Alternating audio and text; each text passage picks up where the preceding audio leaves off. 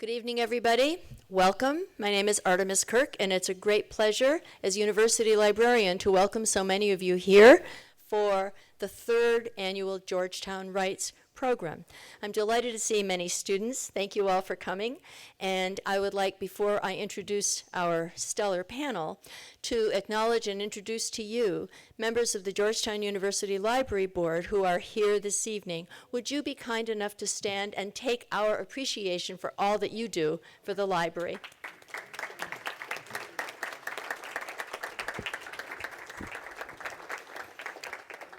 Thank you. The Georgetown Writes program is a series that feature prominent alumni in the field of professional writing. These programs will allow alumni to share their insights, offer advice to students and aspiring professional writers, and reflect on Georgetown University's impact on their own professional lives. The panels are an opportunity for current students to learn what it means to write professionally and the steps that actual real people take to become successful. In tonight's third annual panel, we're bringing together accomplished alumni in politics. 'Tis the season. Our panelists, Mike Donnellan and Mark Salter, are both from the class of 1981 at Georgetown. Donnellan and Salter were actually roommates while here at Georgetown, and although their career paths took them to opposite sides of the political aisle, the two remain close friends, and they even share Hoya basketball tickets. Donnellan, who received his law degree from Georgetown in 1991, is currently a partner at AKPD Message and Media. Before his time at AKPD, he served as senior advisor to Vice President Joe Biden from 2009 to 2013, and has been an advisor and consultant to the Vice President since 1981. An expert in his field, Donnellan has been instrumental in the presidential campaigns of every Democratic nominee since President Bill Clinton, another Georgetown alum, and has helped to elect more than 25 Democratic senators and governors. Mark Salter is a former chief of staff and speechwriter for Senator John McCain. Salter served as a senior advisor on both of McCain's presidential campaigns and held the position of chief foreign policy advisor for more than 3 years. He is the author of numerous works of nonfiction, many of which are collaborations with Senator McCain. And finally, our moderator for the evening is Eric Smolson, a 1989 graduate of this university. Eric currently holds the position of Vice President for Public Affairs and Senior Advisor to the Georgetown University President. Smolson has also served as the Assistant Vice President for Communications, as well as the Chief of Staff for Georgetown's President, John J. DeGioia. Before his professional career at Georgetown, Eric Smolson spent 15 years working on Capitol Hill and has served on various political campaigns. It is my great pleasure to introduce this wonderful panel to you all. Welcome.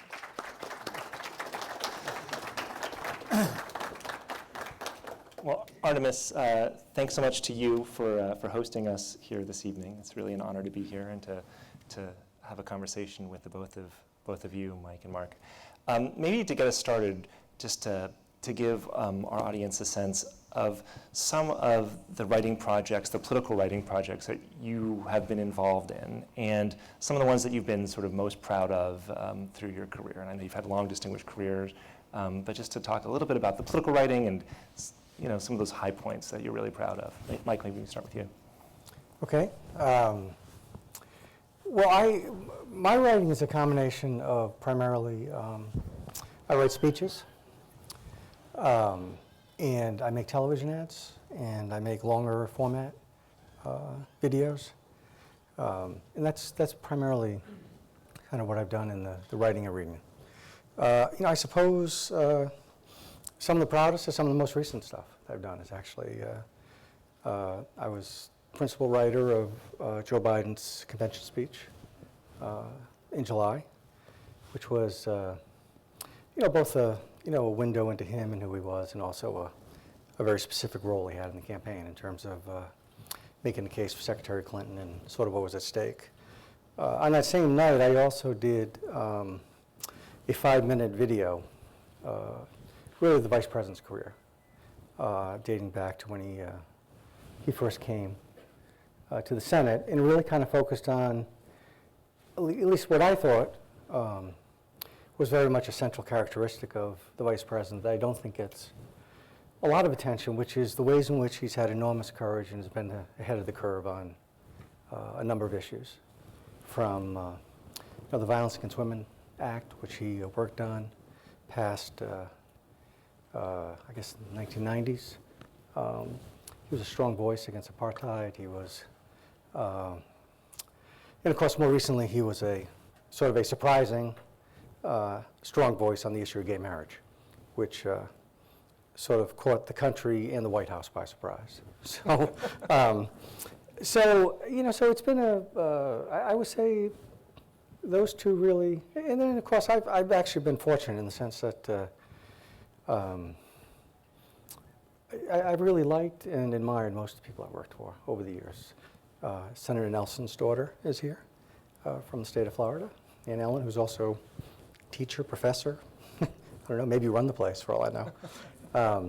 And he's an extraordinary public servant.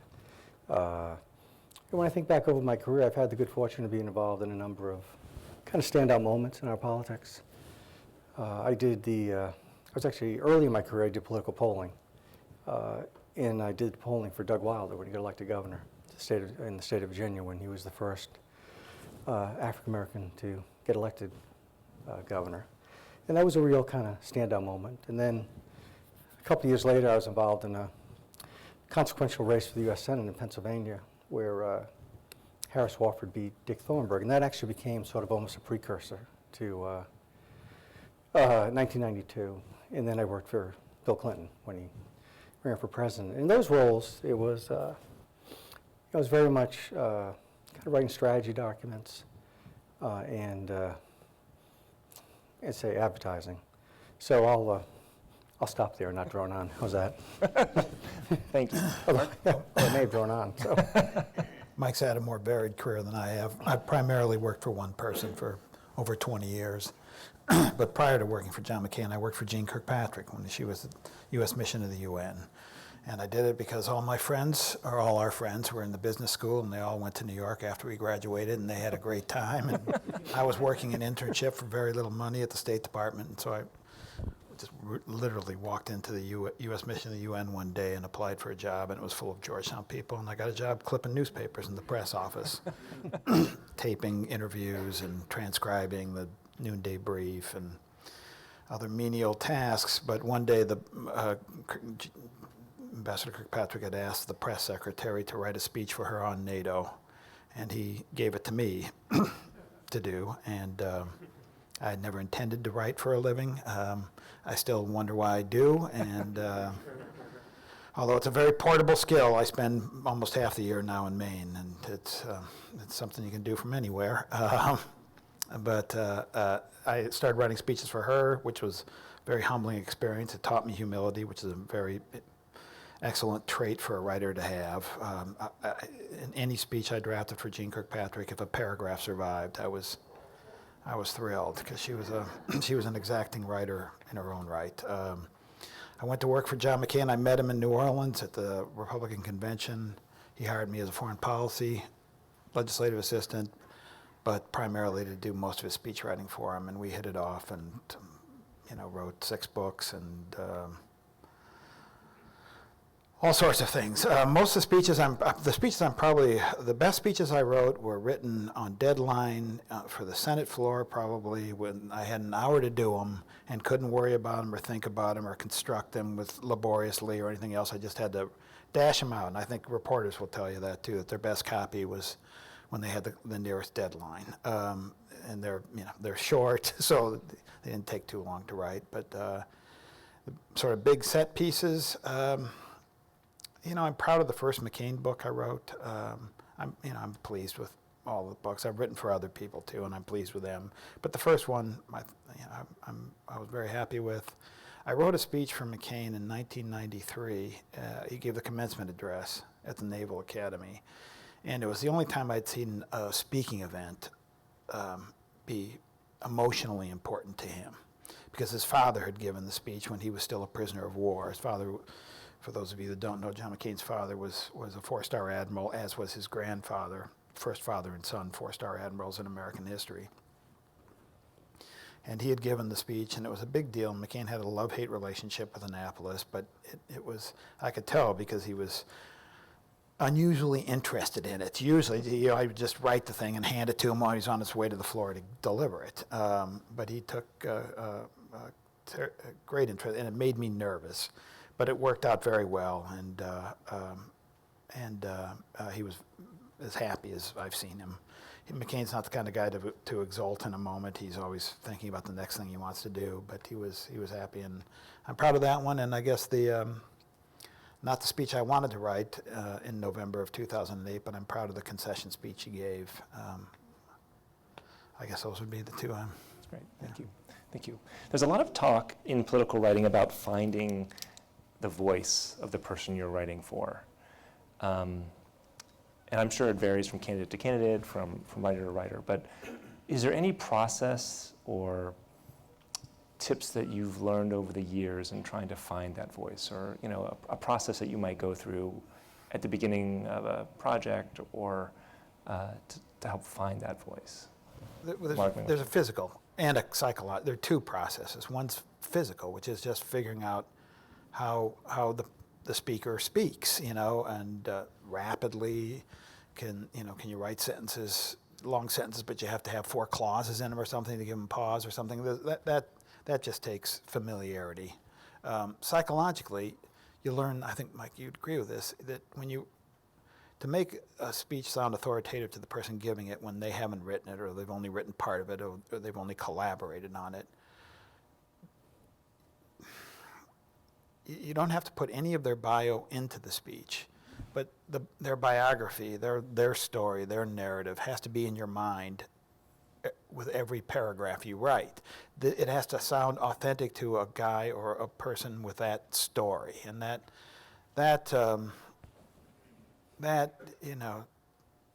you can't always find. Sometimes it doesn't.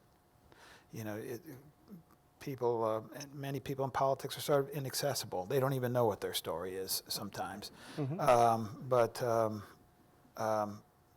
When it does work, you never have to reference it or anything else. In McCain's case, I always try to write, as if I were writing, this is how a guy who had spent 20-some years in the Navy and had gone to war and had a certain, quirky personality would speak, Yeah, I guess, the first thing I would say on it is, I think it's probably the most important skill, period, in politics, which is, you need to listen a lot. I mean, when the people go work for Joe Biden, they would ask me, because I've been with him a long time, they sort of like, how do you deal with him? What's the approach? And I always say the same thing, which is just listen. Now, with Joe Biden, that may be easier than with other folks. but at first, people always learn it the hard way.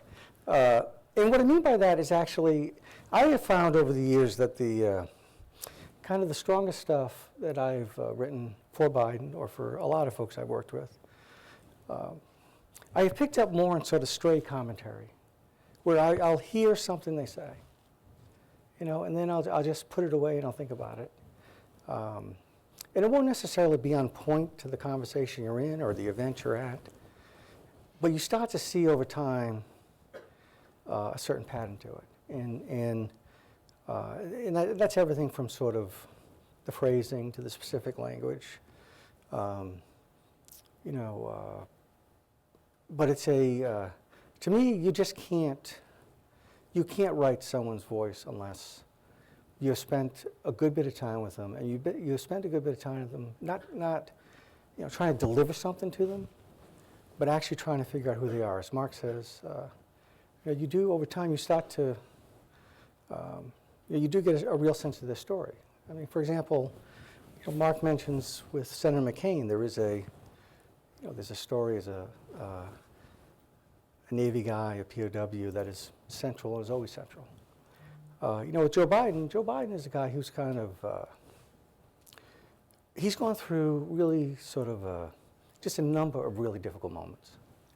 from losing his first wife and a young child back in 1970 to, losing his son just, a little while ago. And it's a big part of who he is, of what he kind of comes through. And it gives him, people always say that with him, there's a sense that he is, he sort of relates to people. People get a sense of him. And it comes from that, kind of what he's been through. And you'll find, look, the subject could be on, Biden giving a speech in, Germany, But there's still sort of a core to who he is, and that's true for, for everyone, in public life.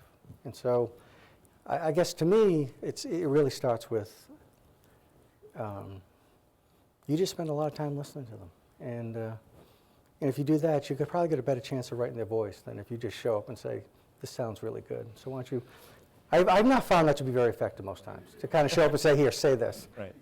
Right. But going back to that process, so I know every scenario is different, but in a perfect world, do you want to spend some time with your principal in advance of a speech to get a sense of where they want to go, or sometimes are you leading them? I'm sure it's probably different for different principals, but. Your first question is, what do you want to say? I Right. never went in there and said, here are the 10 things, here are the 10 points. McCain wouldn't pay any attention to me if I did, Right. I said, what do you want to say? And I think I want to, but it depends. If you're new, I work for myself now, and I have some politician candidate clients and some private sector clients, and I don't get to spend a lot of time with them. And so the hardest problem for me is figuring out what cadence will be comfortable for them. So, I ask their staffs to send me tape, but I can't, I don't really get to spend a lot of time in sort of the psychological assessment that, what's this guy's. I wrote a few speeches for Marco Rubio, and he's got a story that he's very good at telling himself. And I worked on his first book, and that, he'll give it to you. He knows what his story is, but not everybody's like that. And if you're just talking to them on the phone or talking to their staff, you're gonna make some assumptions yourself, and it's hit or miss, really. Hit or miss. Maybe you can come to terms with. I always think if you got a good ear for music, you can figure out how the rhythm of a speech. Mike. He's always had a good ear for music, and he's a very fine dancer. That may be the most stunning piece of information Only what you would share with each other. My sense, for me, it's kind of sheer torture, really. It's because especially, for example, when you work for, say, the vice president, they're the president by a factor of how many? They're getting pushed and pulled in a million different ways. And the truth is, almost all the time, he would know what he wanted to say. And he probably didn't know it. So almost invariably, I would go through the process of I slave over a speech for a while, and I show up and I give it to him, and he look at me like, can you be this dumb? Really? what am I looking at here? Right? And it's and the process is in a sense, you see it in a lot of things where, when you see what you don't want, you start to get a better feel for where you want to go, and you do start to sort of dig in a little bit more on what is it you're trying to say. But as Marcus said, in a lot of ways, I don't know that I would do this again, because almost everything I write I find to be torturous. It's just painful, and it's been that way since 1981. So, I used to have, for a long time, I used to write questionnaires and, for polling documents, and I would slave over those, and then I would write speeches, and I'd slave over those, and then TV ads, and then videos. It's all the same. Where at the outset, I always find it to be very painful, Right. and and it's. But I hope gratifying at the end. You know, I guess, yeah. I mean, well, for example, again, to go back, I don't want to hop on too much, to go back to, you know, like the convention this summer was a really, it was a big moment, but it was a very complicated moment for Biden and those who worked for him. Okay, there were a lot of people, I was probably lead among them, that very much wanted him to run for president of the United States. And that was clearly something he very much wanted to do too. So that moment for him at the convention was both a kind of a moment of his legacy, you know, in front of the party and the country, but hopefully not kind of the end of the story. And that night, yeah, it was both hard, but it was gratifying, because I thought the reception he received was quite generous. I saw his reaction, and I thought people really walked away with a very strong sense of who he was when it was all over. And so that was satisfying. Even though I can tell you the previous 7 days or so were among, you know, the most unpleasant I've had in a long, long time. You know, I suppose when you're like 20 or 30, you figure, okay, I gotta put up with this to kind of get somewhere, you know. But you know, now, you know, I'm like you know, 75 years old or something, you know, and it's so I don't know. I guess I don't know that answers your question, but I've usually found that the process is a difficult one. I've never found it to be easy.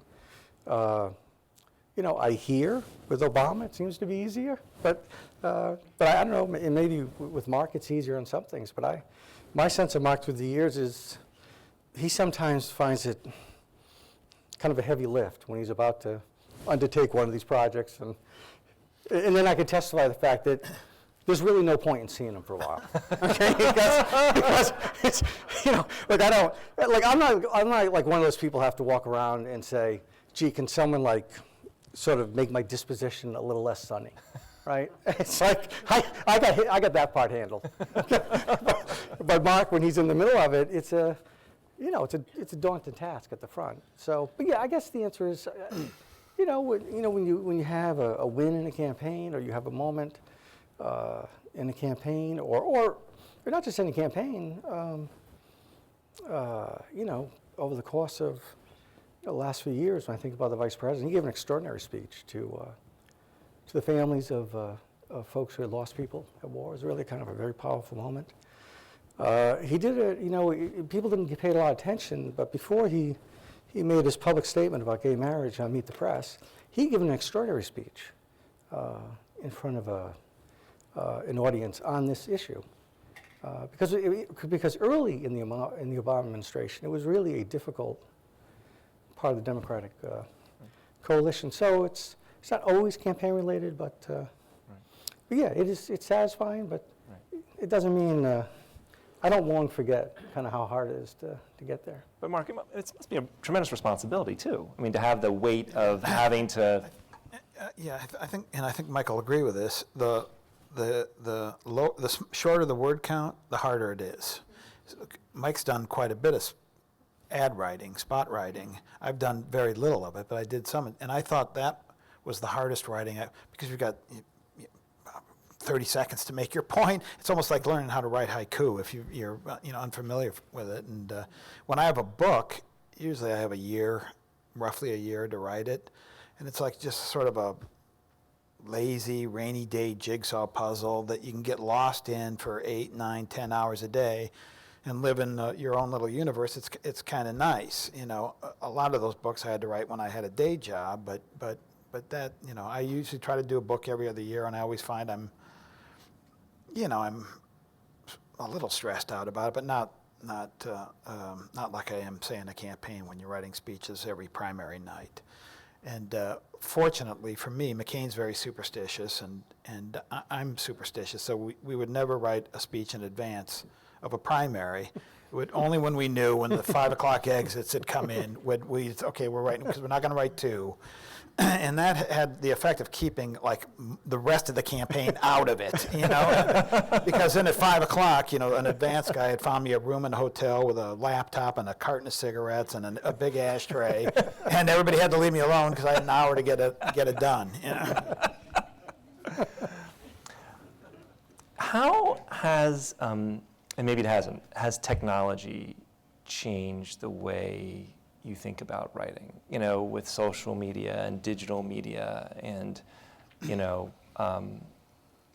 the 30-second spot. But, there's so many different tools now that are used by politicians to sort of get the message out. Has that changed the way you think about writing or the way you write? Yes, and it's paradoxically, it makes the computers themselves have made you bold. When I started writing speeches, I wrote on an old electric typewriter, and it's much more laborious.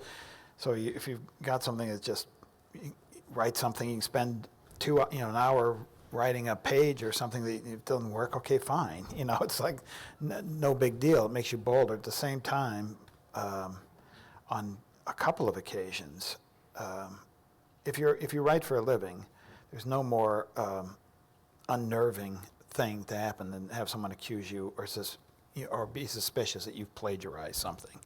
And with Twitter and everything else out there, that happened a couple of times. I remember one instance where, what's the American Progress, Think Progress? Center for American Progress. Yes, but they're bloggers. Yeah. So in '08, I remember I'm on the road on a bus, and bouncing around New Hampshire without a lot of cell service, but somehow an AP writer gets a hold of me and says, well, the Think Progress has just accused McCain of plagiarizing this Admiral speech.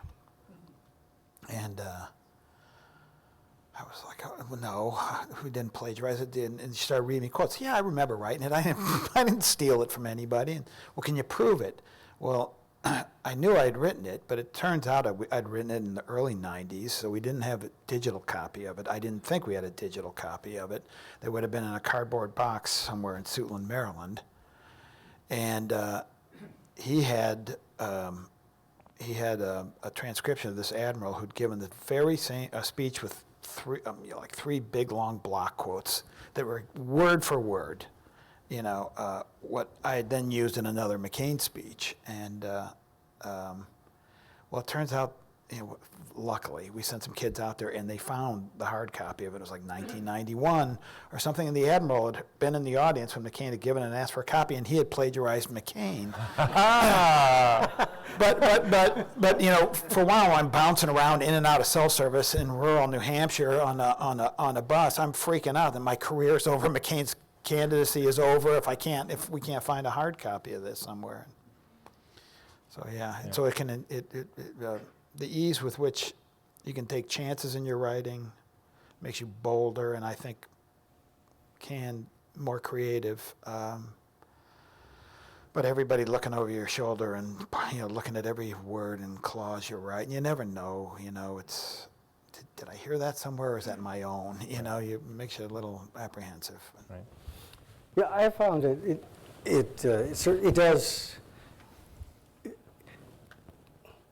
It has sort of made the impossible kind of ordinary. And what I mean by that is, for example, one of the most common memories I will have from working in the White House is Air Force 2 landing, us pretty much having ripped the entire speech apart and are now rewriting it. It then lands. There's a laptop here, typing, or BlackBerry. We then go to a limousine, and there'll be Biden, me, another speechwriter. We continue to type. We're probably, 10, 15 minutes from wherever this location's going to be. We are pulling into this garage, right? You got this motorcade going, and you're actually pulling into this garage. You are still writing. Okay. Now we are like 10 or 15 minutes from him, like standing in front of like 10,000 people, right? And that continues until you get out of the car, you keep walking with him, you're still writing. At some point, you kind of split off. You take this thumb drive to some completely frazzled teleprompter person who cannot believe that this had not shown up like the night before. And you'll be like delivering it to the teleprompter person. They're announcing the vice president. The next thing you know, he's giving a speech. So when So that kind of sense, and the same thing is true, by the way, on the television side of politics. It used to be that, to make a television ad and to get it through the editing process and then to get it to the television stations and to get it actually running, was a 3, 4, 5 day process. If you were really racing. Now, it's not at all uncommon to, you see an ad, at 10 o'clock in the morning. You'll have written a response ad by noon. You'll have edited it by 2. It'll be at the TV station by 5, and it'll be on. And so, in that sense, there doesn't seem to be any limit to what you can do, which creates an enormous amount of stress in a very short period of time to take. It's one of the things that I think people sometimes don't fully appreciate is, political advertising doesn't generally carry the best reputation, right? And one of the things I think people don't understand is where you will find in sort of the film world or the commercial advertising world, people will spend months and a year working on something. You will have had to deal with this in a matter of a couple hours. And so that sense of there's almost no, and then of course you have, in addition to that, you now have ways to layer it, right? In other words, so your TV ad goes on and a tweet goes out, and there'll be a posting on Facebook, and the next thing you know, this has come alive in a lot of places. And it is frequently very rapid under very difficult deadlines. And technology has, for good or bad, made that all doable. So I'm going to ask a few more questions, but then we're going to take some questions from the audience. So, so I want to take you back to your Georgetown days a little bit and to talk about when you were students. Was there a particular class or a particular member of the faculty that stood out to you, was really sort of instrumental in sort of your future career path? So, Mike, maybe start with you. Well, I guess the answer is no.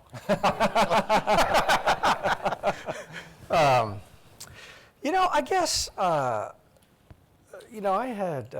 was an English major and a history major.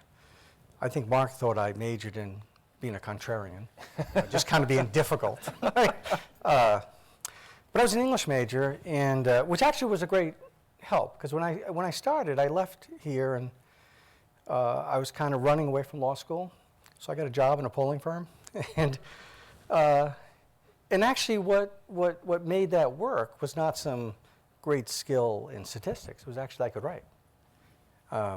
So I started writing, these long reports that we used to do then, and that's kind of how I got started. But I tell you, the person in the course I remember most from Georgetown was Otto Hens. And he taught a class called Jesus Christ in 20th Century Thought. I don't know if he still does. Is he still here? Oh yeah. Right. Problem of God. I think I'm right in this. Maybe I'm imagining it. But I've always thought that was that was to me one of the most valuable and interesting courses, because it made you kind of really think about a range of issues. Not the least of which how look, I'm not. I guess I'm not a super religious person, but so it's odd to me that this has stuck with me more than anything else. And I think about it all the time in the way in which, how I think about Jesus in the world, in my life, because of that course. And he did that. And he was an interesting guy. He was always, I don't know if he still does it, he used to be very active with students. Oh, still. He would have dinners, and he was taking people. And I was never really part of like that, that real close crowd with him. I was just a student in his class. Until just last year, he had kept an apartment in Village A. He would stay in the Jesuit residence on the weekends, because it was a little loud in Village A on the weekends. But for the weekdays, he would spend in Village A with students. But he's still here and still teaching. So, Mark? There were one guy, Sam Mohaleon, at the Political Science Government Department, Well, I was a transfer student at Georgetown, and I was an older student. I didn't go to college until I was 22 or 23 years old, and I came out here and transferred here my junior year, and I grew up in a town on the Mississippi River, and this place seemed pretty exotic to me when I got here, and I'd worked on a railroad, blue-collar labor, and culturally exotic. And I didn't know if I was smart enough to be here. And I think it was Sam's first year of teaching to my first year here, and I took modern foreign governments from him. And he was complimentary of a paper I wrote or something, and then took a great interest in my academic career here, and gave me a lot of confidence I didn't have when I arrived. And I've always been grateful for that. And then I took a course, Theory of Communism, from Jan Karski, who was like a character out of a novel, and I'd never met anybody like him, and that made a real lasting impression on me. So for some of the students who are here, do you have any advice for them as if they're thinking about sort of a career potentially as political writers or in politics? Any thoughts on things that they should be focusing on, or some first steps that they might be thinking about in their early, their young career, Mike or Mark? I don't know. The same advice I give, interns in McCain's office or anything else. Be ready for your opportunities. You want to be a better writer, read more. I don't know how else to. I don't know that you can teach it, but I generally find the better read you are, the better you write. I think both Mike was an English major, but we both read a ton of fiction, and still do, and I think that you sort of absorb things, whether you want to or not, and I think that helps you. Otherwise, just, most of life are a series of accidents, and be ready for your opportunities when they come. I was working for Jean Kirkpatrick. She gave a speech at the '88 convention in New Orleans. It was in the Superdome. She had some interviews that she'd agreed to do. It was getting late at night, and I couldn't find the last one in this giant Superdome. And I got on the walkie-talkie and called the Surrogate Press Shop, get somebody up here. She's cranky, I'm lost, I can't find it, and they sent up a volunteer who was John McCain's press secretary. We hit it off, became friends. Later on that night, stumbling down Bourbon Street, she introduced me to McCain's scheduler, whom I eventually married and had 2 children with. And she introduced me to McCain the next night, and I went to work for him for the next 20 some odd years, and it was all, and people said, well, how did you end up doing this? And I got lost in the Superdome.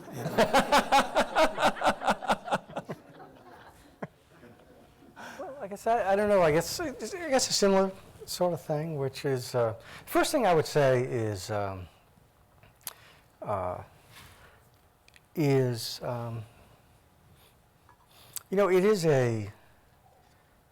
a skill independent of a particular point of view, and you actually, to my mind,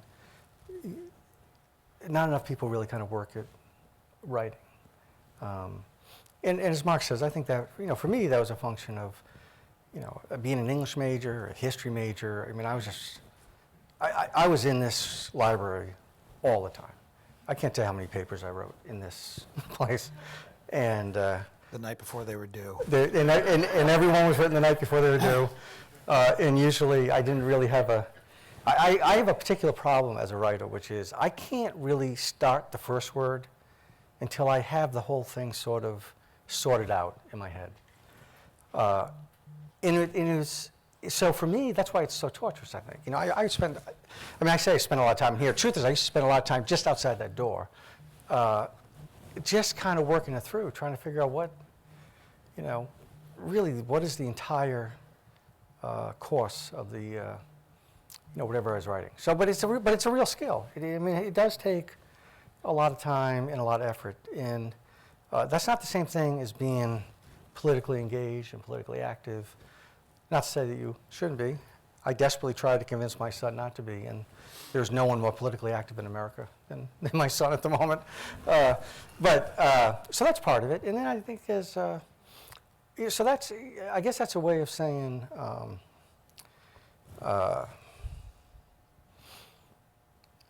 don't become so narrow about politics now. There's actually a lot to learn outside of it that is of some real value when you get to it. And as Mark says, I think both in writing, but also I think in terms of politics, I think a big dose of humility is a pretty good idea. It's actually one thing that is very much missing in politics now. There's a certainty which is kind of excessive. But for me, I mean, the way I started was, as I said, I graduated from here. I thought I was going to law school. I decided not to. I then thought I was going to live at the beach. I have an older brother who's in politics. He didn't think that was such a good idea. And so I came back to Washington, and I got a job working in a political polling firm.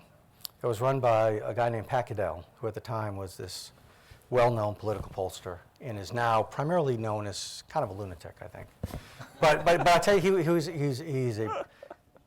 Jimmy Carter's pollster. He was a brilliant, brilliant guy. My job was to drive him around town. That was my job. Which wasn't so bad because he had a 450 SL, which I had never been which I mean, now I drive a Honda, right? So, it's not like I've made a lot of progress in my 30 years or so. But that's how I started. And I think for several months he thought I was an okay driver, and he had this great house over on 34th and R, and I'd show up and I'd drive him around. And at some point, because basically he didn't want to work much anymore, he just kind of turned to me and said, why don't you try this? And so I started writing for him. So it's really, in that sense, it was totally accidental.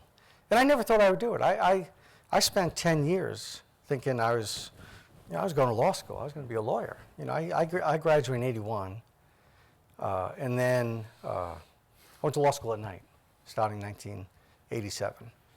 So in 1987, I started a business. I got married. My wife Trish is right there, and I went to law school. It's not really the best. It's not the best thing to do at the same moment. But a lot of stress. So as Mark says, it is a kind of being open to opportunities is how it worked for me. Now maybe the world's changed so much that it's that's different. Although I don't think so, because I can tell you, I've run a business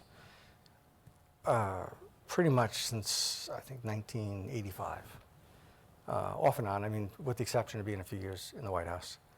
And over the years, all the people I've hired, I've paid almost no attention to their resume. And I pay a lot of attention to the interview. And I pay a lot of attention to whether or not I think they actually have an ability to think and to write and to stand up to me and to make a case. So I don't think it's changed. I've never changed that much in terms of what I look for in terms of when people we would hire in our firm. So I don't know if that's much of an answer, other than I had no idea this is where I would end up. And when I was an undergraduate here, I didn't even know Cambridge Survey Research and Pat Cadell existed. And it became, I went there, I worked there from 1981 to 85. I became president of his firm. And then I just stayed. It was totally accidental. And only because you brought it up, can you let folks know who your brother is? Oh, Tom? Yeah. Well, I actually have two brothers. Oh, I'm sorry, excuse me. Well, I have a sister. And so I have an older brother. My brother Tom was the national security advisor to President Obama. And he's been in politics a long time. He is now, for those who are Democrats and may have an interest, he's one of the people leading the transition team at the moment. So my guess is he's quite popular.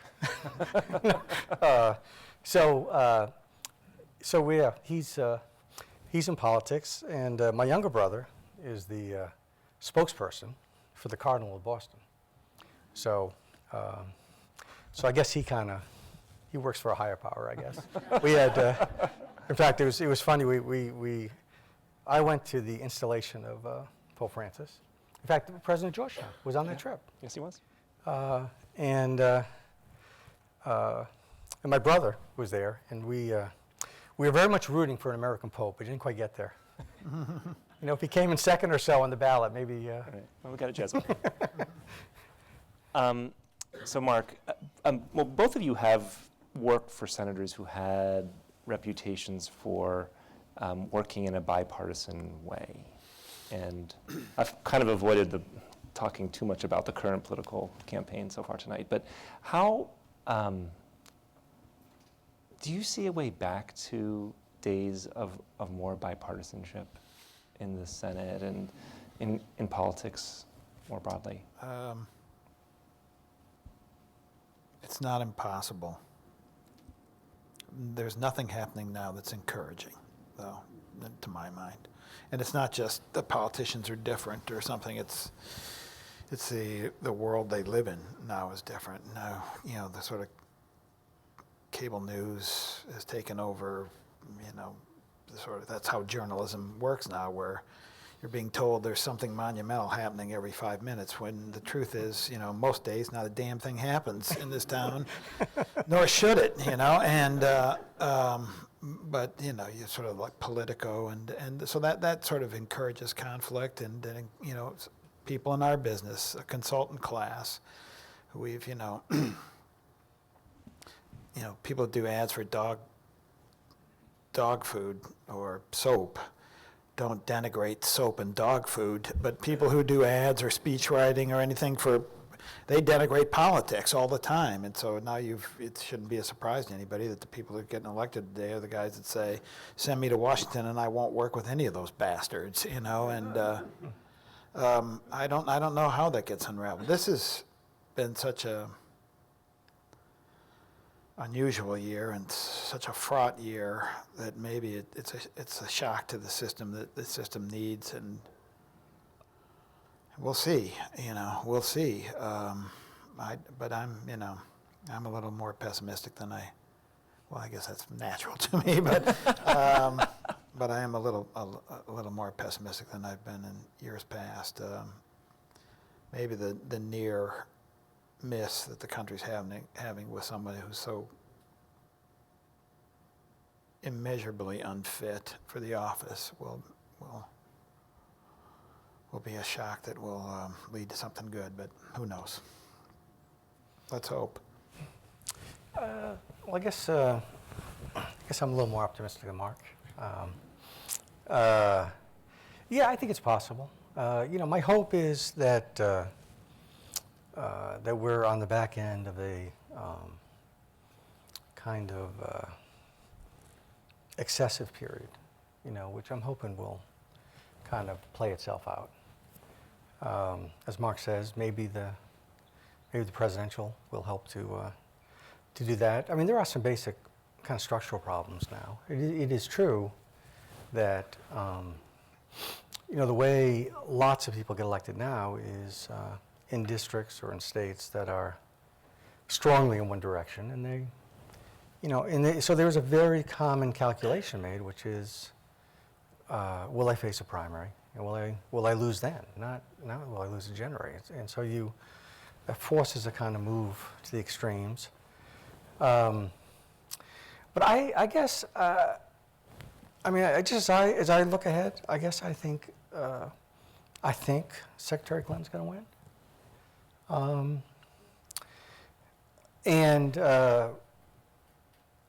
I think there is a pretty good chance for a short period of time, 6+ months or so, that meaningful steps can happen on a few things. And I think that she can make that happen. I think there's a willingness among enough folks in the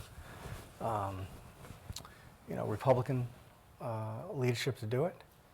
I think we have to be, both sides have to be a little bit smarter about, what fights to pick right away. But I guess I think, as I see it, I guess I'm just looking down the road.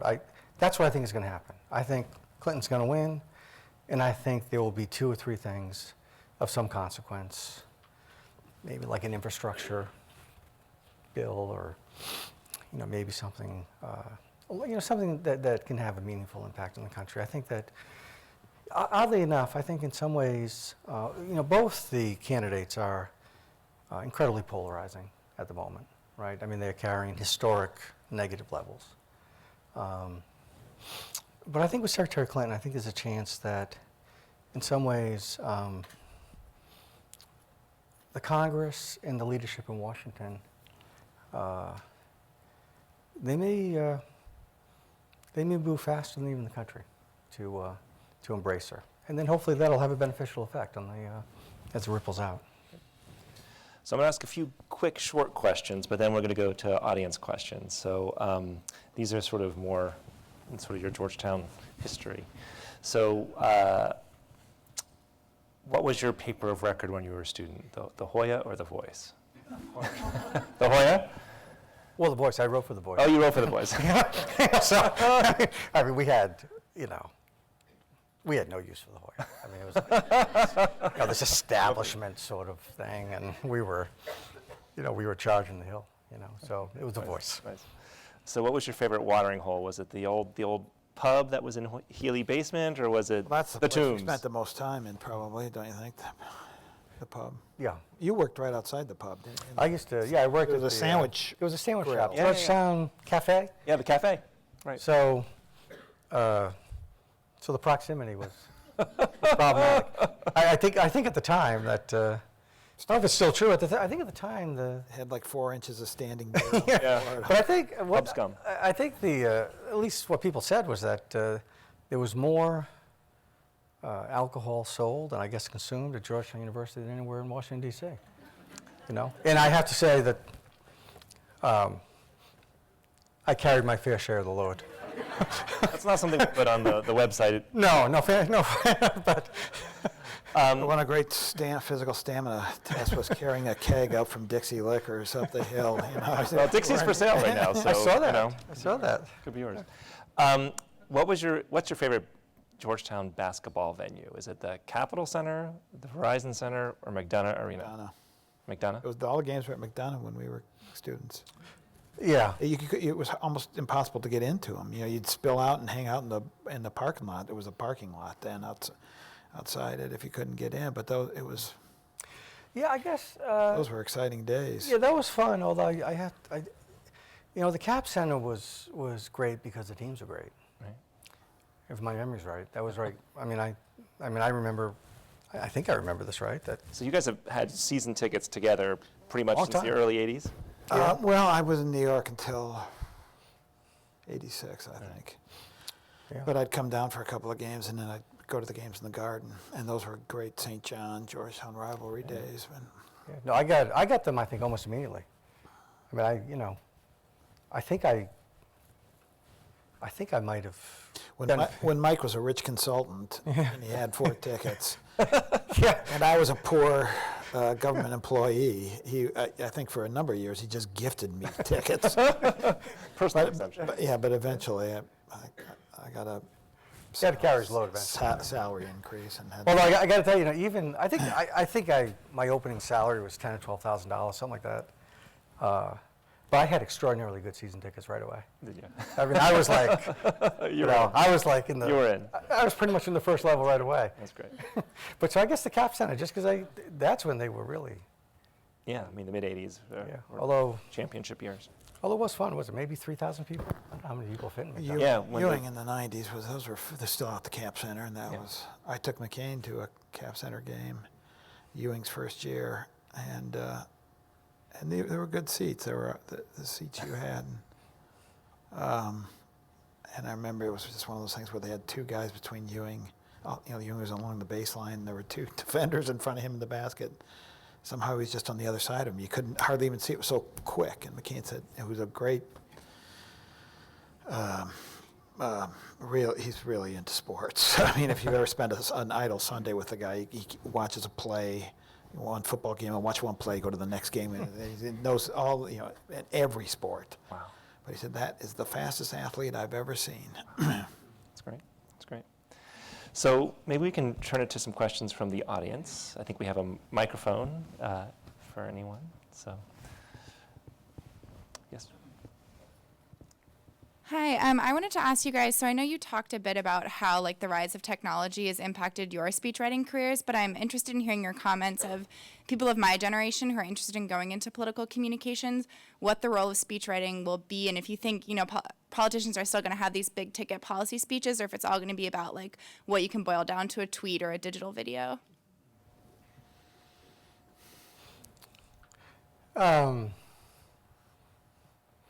Well, I guess knowing, well, I haven't known very many politicians who don't like to talk. And there may be, maybe the character will change as folks more your age than mine come up. So I guess I think that the longer set speeches will, I guess in a sense, matter less on a sort of a regular basis. I still think there will be big moments that people will get measured by. The convention speech, for all the talk about how conventions are disappearing, is still a big moment that people make a real judgment. But I would guess the balance of it, will shift. I can tell you again, an experiment we did with Joe Biden was we would do on a sort of episodic basis something called Being Biden. And there were these sort of off-the-cuff, sort of 60-second, 2-minute sort of short speeches in a sense. And they got a lot of attention. And as you know, it's not always the case, but at any time, a tweet can break through and be the most meaningful thing in a day. So I guess I would say I think the balance is going to shift. And I guess the other thing that, I think is probably going to happen is, and is happening, is, the point of entry is from almost anywhere.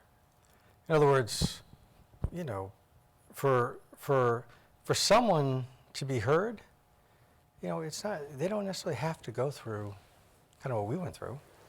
You don't have to be affiliated with a firm or I guess my point is that there is a real point to this sort of, it has become in a sense more democratic in that, and so there's a lot of potential in that, to think that you can be heard from anywhere at any point. The flip side of that is you will be heard, and some people will try to hire you, will say, what were you saying here?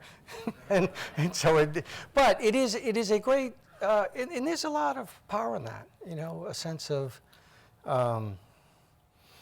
particularly young people who, with a, you really do have an ability to publish yourself. And if it's interesting enough and it's powerful enough, it's probably going to get heard. So I guess as I think about it, the nature of politics is shifting. It is all kind of moving towards shorter form, and you do need to, you need to capture people quickly.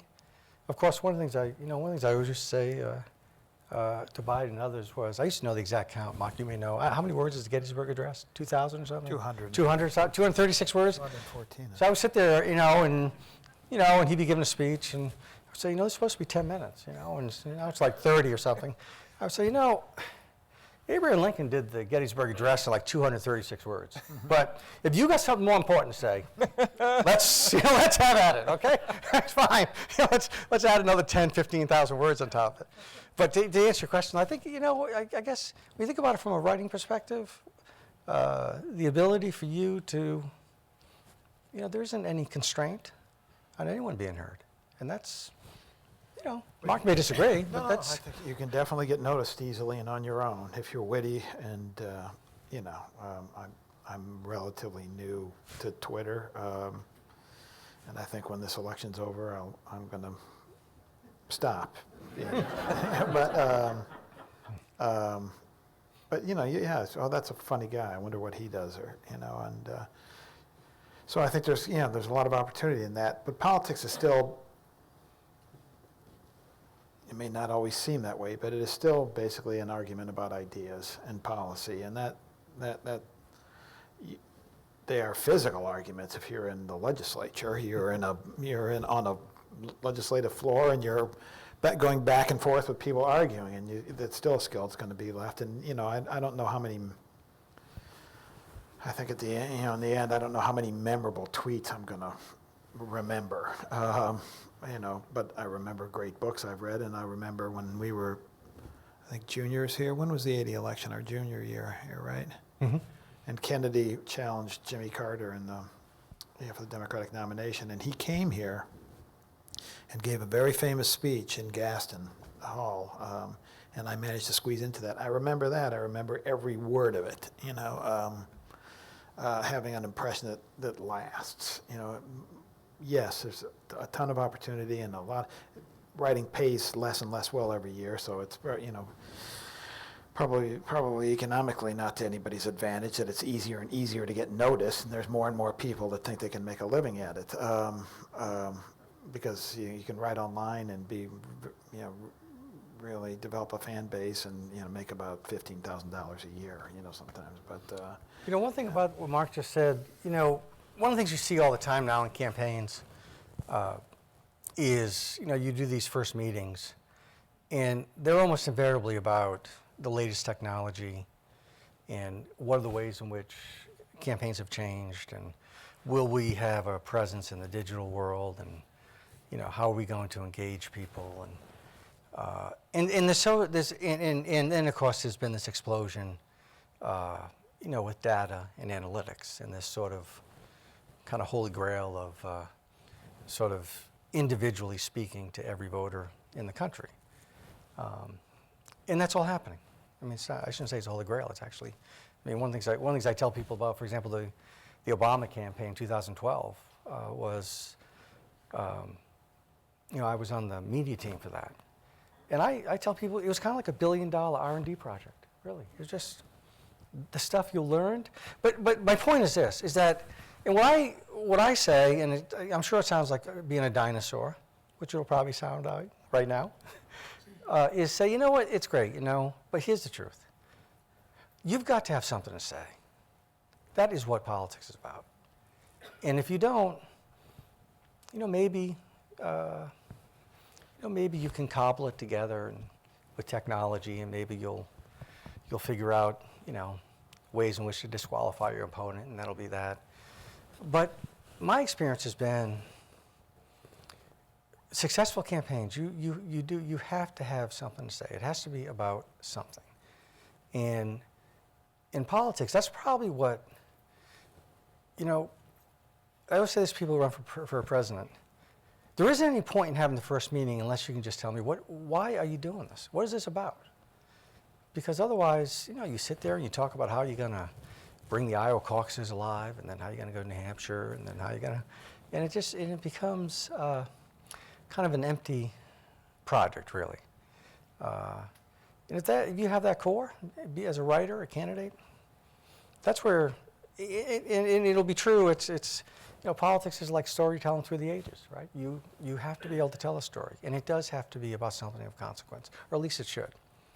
Like, for example, I would say to people, I believe, Mark may not agree with me on this, but I believe in 2012,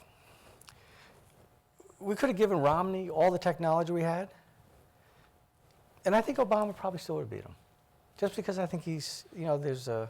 Now, I know Mark and I disagree about this, but I just think there's something about him which is central. In other words, I think it is Obama and not the technology that has driven him in politics. And so one of the things we saw, for example, after 2012 is campaigns all over America modeled themselves after the 2012 presidential race. Candidates for mayor, for senator, for governor, almost invariably without the same results. And the answer is always the same. Well, why didn't it work? And the answer is, well, because you're not Barack Obama. That's why. Okay? So it's a long way of answering your question, which is, you do kind of have to bring it back to be it an argument, I sort of say it as just, look, you've got to have something to say. And if you don't, you can be in the scrum, I guess, but. And to your point, Obama came to everybody's attention based on one speech, really, one speech at the 2004 convention. And it was a classic bit of oratory, the kind you don't hear much of anymore. So I think we have time for just one or two quick questions.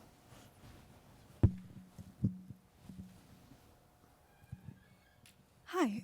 Can you recall an instance when you very strongly disagreed with your principal, and how did you resolve that problem? You argue with your principal if you have that kind of relation. If you don't have that kind of relation, you argue with them anyway and get fired. And then they either take your advice or they don't. And then you can resign or you can say, yes, sir. That's not really, I mean, I can think of not just with me. McCain and I have a very close relationship, so he could, we argued all the time and comfortably argued, which is anybody in public life ought to have relationships with staff like that, where they feel comfortable arguing with you. And there are a great many people on McCain's staff who do argue with him from time to time. But you sort of, you understand that he gets to make the decision, and if you just can't bear it, then you have to leave. Yeah, I guess, well, one, I think, it begins with, will you find yourself in a place where the person you're working with is, generally aligned with where you are? I mean, for me, that's kind of been, I really can't think of a big exception to it, that I very much agreed with the people I've worked with over the years. And I found it, so that in a sense has made it easier. It's not to say that I haven't disagreed on some issues and some big issues. But I guess, as Mark says, my point of view is, my view is, first of all, when you work for somebody, at least my role has been primarily as a consultant and an advisor and a part of a campaign team, I think you have an obligation to offer a point of view and a clear recommendation. And that the stuff that has driven me crazy over the years in politics is, you go to these meetings and it'll just kind of go round and round in a circle. And people will not be all that willing to kind of, just kind of stake their name to it and say, look, this is what I think we should do. Look, I've done that a lot, and it has blown up more than once or twice. It hasn't always worked out great, but I think to my mind, I think you've always had an obligation, I think, to be clear about where you're coming from, to be clear about what you think is in the best interest of that you're working with. And then I think what you get into, though, is, look, you will have to make a judgment about, is the place where you disagree so fundamental that that's it? Now that's, I haven't had that moment. I can see, how it can happen. So I guess I sort of see it in gradations. I mean, there are lots of things you disagree with every day. It's like, I would say Biden a lot. Look, you can say it. I just don't think it's a good idea. But look, and of course he would say it, right? So it wouldn't matter. But there is that. I haven't faced, I think, the question you're really raising, which is, do you come to such a point of principle that you say, I can't live with this? And then, yeah, I guess at that point you would have to say, we have to part ways. But short of that, I think you're clear about where you are, and you litigate it, and it's resolved. I mean, one of the worst things that can happen in campaigns is a constant litigation and relitigation of issues. And I have long believed that, particularly in campaigns, that it's not my name on the ballot; it is somebody else's, and they do have the final say. And if you get to make your case, and it gets heard, and it's resolved in a way that isn't aligned with where you want to go, you still have an obligation to make it work, in my view. We have time for one last question.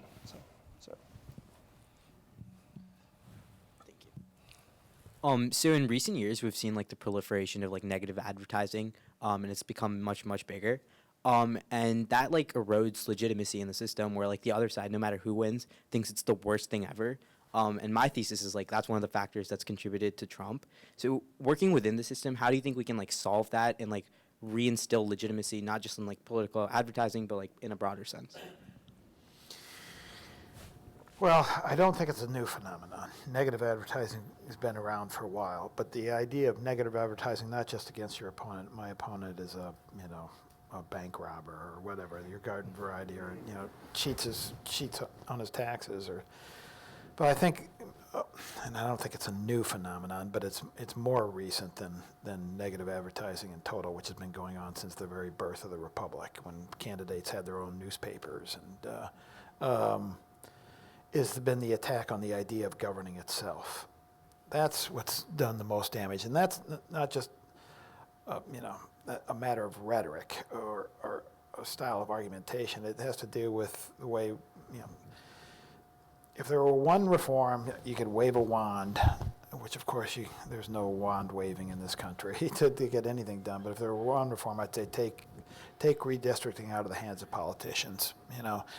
Use some computer model to come up with as close and narrowly divided district as you can, and you'd have a lot more people who know that they'll only get reelected if they actually get something accomplished, and that will lead to more bipartisanship, and it would probably have a pretty encouraging effect on campaign rhetoric and campaign advertising, because it has become more and more, I think, the attack on Washington itself, that if you want to be in government, there's something wrong with you. That it's you hear it all the time, and everybody's chief complaint, it shows up in every poll, is, well, Washington doesn't get anything done, and I'm only voting for the guy that swears he's not going to do anything. It's not, at some point, the voters are responsible for what's happened. I don't think they're particularly well served all the time by political campaigns, but they are making what are, to my mind, irrational choices. Well, I don't know. I guess look, I'm more guilty of this than Mark, because I've made a lot of negative ads, and look, I think that's this year is interesting in a sense. On the one hand, I think you're seeing the impact of money, and money particularly driving negative advertising, particularly in the Senate races and the congressional races. There's this sort of asymmetrical situation where, like, all the Republican money is in the Senate races, and all the Democratic money is in the presidential race, and so you have this situation where the presidential candidate is outspending the billionaire by enormous sums of money. The alleged billionaire. Well, that may be. In the Senate races, though, there's a huge financial advantage in a lot of the key battleground states for Republicans, and they have driven massive amounts of money into negative ads. So I wonder at the end of so part of the answer, I think, and look, it's a little bit of a lost argument, but I do think Citizens United was a disaster, and I do think it's kind of open to. I mean, we are in the most bizarre situation in a lot of campaigns in America where the person who is, in a sense, the smallest player in the race is actually the candidate. Because we have managed to devise a system where less money goes to the candidates and more goes around them. So you'll have a situation where the actual candidate will have almost no money, and they'll be on the receiving end of a mountain of money.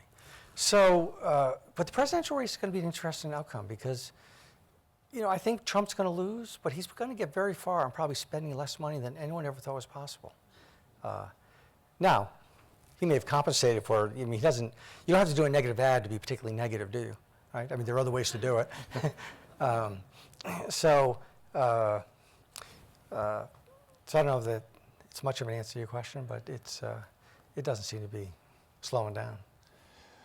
Well, I'd like to thank Mike and Mark for sharing your insights and your honesty. Thank you. Thank you, Artemis, for having us here this evening.